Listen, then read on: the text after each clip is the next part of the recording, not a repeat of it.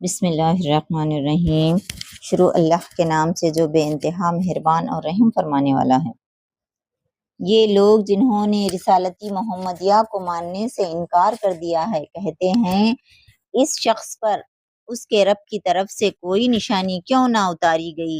کہو اللہ جسے چاہتا ہے گمراہ کر دیتا ہے اور وہ اپنی طرف آنے کا راستہ اسی کو دکھاتا ہے جو اس کی طرف رجوع کرے۔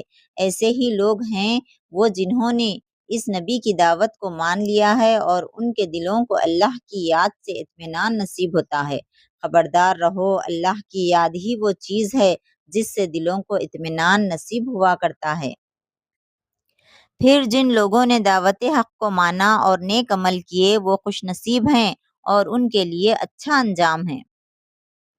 اے نبی صلی اللہ علیہ وسلم، اسی شان سے ہم نے تم کو رسول بنا کر بھیجا ہے ایک ایسی قوم میں جس سے پہلے بہت سی قومیں گزر چکی ہیں، تاکہ تم ان لوگوں کو وہ پیغام سناؤ جو ہم نے تم پر نازل کیا ہے، اسی حال میں کہ یہ اپنے نہایت مہربان خدا کے کافر بنے ہوئے ہیں۔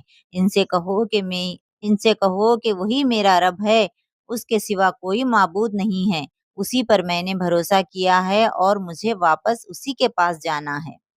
اور کیا ہو جاتا کہ اگر کوئی ایسا قرآن اتار دیا جاتا جس کے زور سے پہاڑ چلنے لگتے یا زمین شق ہو جاتی یا مردے قبروں سے نکل کر بولنے لگتے، اسی طرح کی نشانیاں دکھا دینا کچھ مشکل نہیں ہے، بلکہ سارا اختیار ہی اللہ کے ہاتھ میں ہے۔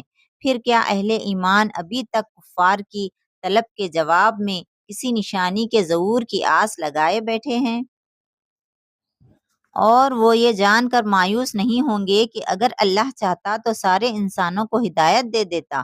جن لوگوں نے خدا کے ساتھ کفر کا رویہ اختیار کر رکھا ہے، ان پر ان کے کرتوتوں کی وجہ سے کوئی نہ کوئی آفت آتی ہی رہتی ہے۔